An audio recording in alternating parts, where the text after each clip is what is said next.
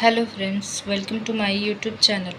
तो जैसा कि हम लोगों ने कल की वीडियो में ये देखा था कि जैव विविधता कहते किसे हैं और जैव विविधता होती कितने प्रकार की है, अजैव विविधता का संरक्षण हम लोग कैसे करते हैं। तो हम ये भी बताया था जैव विविधता का संरक्षण हम कितने प्रकार से करते हैं, और उनमें हम बताए थे कि आप लोगों को बताए थे कि कैसे करते हैं और अंत कितने प्रकार से करते हैं। अंतःस्थानीय क्या होता है, बहिर्स्थानीय संरक्षण क्या होता है। तो अंतःस्थानीय का मतलब ये होता है कि जैसे हम लोग अपने घर में रह रहे हैं, हमको सारी सुविधाएं मिल रही हैं, तो उनका हमारा डेवलपमेंट और अधिक होगा।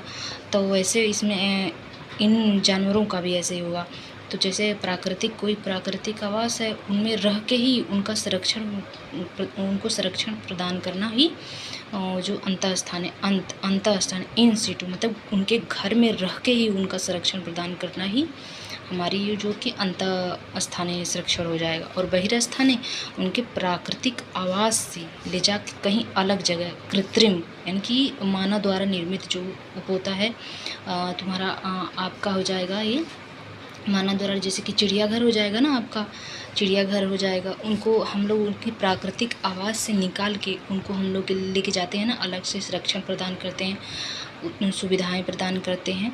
तो वो हमारा बहिर्स्थानीय में मतलब इक्सिटू मतलब उनको उनके प्राकृतिक आवास से निकाल कर उनको अलग से संरक्षण प्रदान करना ही हमको बहिर्स्थानीय संरक्षण है।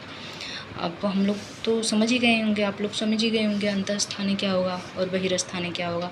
तो अब हम इनमें एग्जाम्पल भी देख लेते हैं। तो राष्ट्रीय जो पार्क होगा हमारा, राष्ट्रीय पार्क हमारा हो जाएगा अंतःस्थानीय। अभ्यारण्य भी हमारे अंतःस्थानीय में हो जाएंगे, और बायोस्फीयर भी अंतःस्थानीय में हो जाएंगे। ये तीनों एग्जाम्पल हम लोगों को एकदम रट डालने हैं। ये तीनों एग्जाम्पल अक्सर एग्ज़ाम में आते हैं और हम लोग कंफ्यूज हो जाते हैं। ये तीनों एग्जाम्पल आपको याद रहेंगे तो आप लोग कंफ्यूज नहीं होंगे। अगर ये एग्जाम्पल आ गए तो आप तो इनको अगर तीनों आपको पता रहेगा तो गलत कौन सा है वो तो आप लोग सही कर लेंगे। क्वेश्चन आते कैसे, इनमें क्वेश्चन बहुत बनते हैं। बनते कैसे आ जाएगा कि अंतःस्थानीय संरक्षण है, अंतःस्थानीय संरक्षण है तो दे देगा राष्ट्रीय पार्क, दे देगा वनस्पति पार्क, दे देगा जीन, दे देगा। तो अगर आपको पता रहेगा कि अंतःस्थानीय संरक्षण में कौन कौन से आएंगे तो आप लोग तुरंत निकल जाओगे। अगर एग्जाम्पल ये दे दिया सारे एक सीटों को दे दिया, यानी कि बहिर्स्थानीय दे दिया, जैसे कि बोल दिया वनस्पति पार्क दे दिया, जीन दे दिया, सफारी पार्क दे दिया, उनमें से आपको दे दिया कि राष्ट्रीय पार्क, अब राष्ट्रीय पार्क दे दिया तो आप तुरंत आपको याद रहेगा, तुरंत बता देंगे कि राष्ट्रीय पार्क हमारे अंतःस्थानीय में आ जाएगा। ठीक है, तो इन दोनों को तीनों को एकदम रट्टे होने चाहिए, यानी कि तुरंत आए। जैसे कि आपको ये क्वेश्चन नीचे लिखा हुआ है ना कि जो होता है कि निम्न में से कौन सा विकल्प बहिर्स्थानीय है, तो आपको ये सब याद करना पड़ेगा। ये अगर आपको तीनों याद रहेगा कि अंतःस्थानीय में ये तीनों आएंगे, हमारा बायोस्फीयर आएगा, अभ्यारण्य आ जाएंगे, राष्ट्रीय पार्क हो जाएंगे, ये सब जो है कि उपवन एक होता है ना, उपवन भी हमारे अंतःस्थानीय में आ जाएंगे। ये एक नया एग्जाम्पल है, आ गया है, उपवन आ जाएगा ना, उपवन ये भी इसमें आ जाएगा, अंतःस्थानीय में आ जाएगा। तो ये चारों एग्जाम्पल आपको याद होने चाहिए। तो बहिर्स्थानीय में अगर ये तीनों अंतःस्थानीय का दे दिया, अगर एक बहिर्स्थानीय का दे दिया तो आप तुरंत टिक लगा देंगे कि हाँ बहिर्स्थानीय में तीनों, ये तो चारों अंतःस्थानीय में आते हैं, एक बहिर्स्थानीय में आते हैं। और अब नेक्स्ट आते हैं हम मेगा डाइवर्सिटी के बारे में तो आप लोग जानते ही हैं। मेगा डाइवर्सिटी क्या है, हमारी रिलेट करती है जैव विविधता से भी रिलेट करती है। जैव विविधता से मतलब मेगा डाइवर्सिटी का मतलब ये होता है कि ऐसे देश जहाँ पे आनुवांशिक और जातिगत जैव विविधता प्रचुर मात्रा में पाई जाती हो, वो मेगा डाइवर्सिटी में आएगा।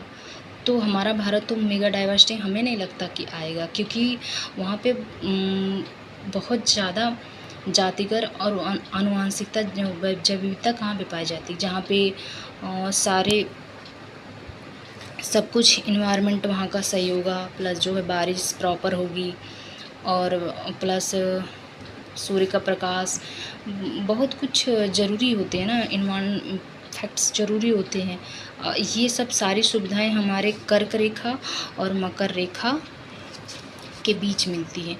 तो जहाँ पे बारिश होगी और मेगा डाइवर्सिटी में आप क्या आ जाएंगे, एशिया, अफ्रीका, एशिया में भारत, मेगा डाइवर्सिटी में हमारा भारत आएगा। भारत एशिया में आएगा अपना भारत, तो एशिया हो गया, एशिया में अपना भारत आएगा। Mega diversity China, Indonesia, Malaysia, Philippines हो जाएगा, ब्राज़ील, पेरू, इक्वाडोर, ये सब आए। हम आपको इस मैप के थ्रू भी बता सकते हैं, लेकिन होते हैं ना कि फैक्ट्स होते हैं, रखने पड़ते हैं। तो आजकल के कंपटीशन एग्ज़ाम में हम लोग ज़्यादा फैक्ट्स ही याद करने पड़ेंगे, और ये सब देश वोश तो याद ही रहने चाहिए मैक्सिमम। और आ जाते हैं हम हॉटस्पॉट पे आ जाते हैं। हॉटस्पॉट की अवधारणा नॉर्मन मायर्स ने दिया था 1988 में। ये यूके के साइंटिस्ट थे। साइंटिस्ट क्या कहते हैं, हाँ साइंटिस्ट ही बोलेंगे इनको। और इन्होंने ही भारत में हॉटस्पॉट 4 हैं, ठीक है, 4 तरह से हैं भारत में। अब हॉटस्पॉट किसको कहते हैं, संवेदनशील जगह, जहाँ पे संवेदनशील जगह इसको कहते हैं। मतलब हॉटस्पॉट का मतलब ही जैव विविधता संवेदनशील है ना। अब संवेदनशील क्यों कहते हैं, अब ऐसा होता है ना कि जहाँ पे बहुत ज़्यादा जैव विविधता तो है, लेकिन उनको मानवीय खतरा है, जानवरों का खतरा, प्लस किसी न किसी चीज़ का उनको खतरा है, तो उनको ना हॉट स्पॉट घोषित कर देता है कि मतलब उसको और संरक्षण प्रदान किया जाए, तो वो हॉट स्पॉट हो जाते हैं। और हमारे जो भारत में है तो उस कहाँ कहाँ होते हैं, 4 ही हॉट स्पॉट है ही। एक तो हमारा इधर हो जाएगा, ये अपना इंडिया बना लेते हैं। ऐसे ही मैप थोड़े थोड़े आप लोगों को ड्रा करने आने चाहिए, ऐसे ही मतलब थोड़ा बहुत मतलब दिखाने के, दर्शाने के लिए होने चाहिए। अपना मिजोरम हो गया। अब हमारी जैव विविधता इधर ये हिमालयन क्षेत्र है ना, ये हिमालयन क्षेत्र में आएंगे ना, हिमालयन पश्चिमी हिमालयन। फिर इधर आ जाएगा अपना ये म्यांमार है ना, म्यांमार, सुंडालैंड हो जाएगा, ठीक है। यहाँ पे इंडो वर्मा क्षेत्र इधर हो जाएगा, इधर इंडो वर्मा क्षेत्र, ठीक। और इधर सुंडालैंड हो जाएगा। इधर तो इंडोनेशिया वगैरह है ना, तो इधर सुंडालैंड हो जाएगा। और इधर पश्चिमी घाट भी है ना, पश्चिमी घाट ध्यान से रखना, ये भी आता है क्वेश्चन में, आता है। कहता है कि हॉट स्पॉट कौन कौन से। अभी क्वेश्चन हुआ था ना, TRE 3 का एग्ज़ाम हुआ था, जो TRE 3 BPSC करा रहा है टीचर का, उसमें आया था ये क्वेश्चन कि जैव विविधता मतलब हॉट स्पॉट भारत में कहाँ कहाँ है। तो आपको याद रखना है कि पश्चिमी हिमालयन और पश्चिमी घाट, और फिर पूर्वी हिमालयन होगा ना, ये पूर्वी हिमालयन या हिमालयन क्षेत्र भी आ जाएगा ना, तो भी आप कर दीजिएगा, ठीक। इंडो वर्मा क्षेत्र, सुंडालैंड, ये सब हम लोगों को याद रहना चाहिए एकदम डिट्टो जबान। हम लोगों ने आज क्या क्या पढ़ा, जैसे कि थोड़ा थोड़ा ही पढ़ते चलेंगे। तो हमने जाना कि हॉट स्पॉट क्या होते हैं, हॉट स्पॉट कहते किससे हैं। हॉट स्पॉट हमने भारत में कितने प्रकार के, टोटल अगर पूरे देश में देखें तो 35 थे। अब बढ़े होंगे, कुछ आइडिया नहीं है, लेकिन बढ़े होंगे कुछ। 35 थे, शायद 36 हो गए कि 37 हो गए हैं, 36 हो गए हैं शायद पूरे देश में। अब बताइए, पूरे देश में इतना संवेदनशील हो गया कि यहाँ इतना संरक्षण प्रदान करने की ज़रूरत है। लेकिन ये भारत के हम लोगों को याद रखने हैं, हमको पूरे देश से नहीं मतलब, हमको भारत ज़्यादातर तो भारत से ही पूछता है कितने हैं। पूर्वी हिमालयन आ जाएगा आपका, ठीक। पूर्वी हिमालयन याद रखिएगा, पश्चिमी घाट याद रखिएगा, इंडो वर्मा क्षेत्र इधर हो जाएगा ना, इंडो वर्मा क्षेत्र इधर, ये सुंडालैंड पूरा हो जाएगा। पूर्वी हिमालयन, पश्चिमी घाट और सुंडालैंड, इतना हमको याद रखना। हॉट स्पॉट भारत में हॉट स्पॉट की संख्या 4 होती है।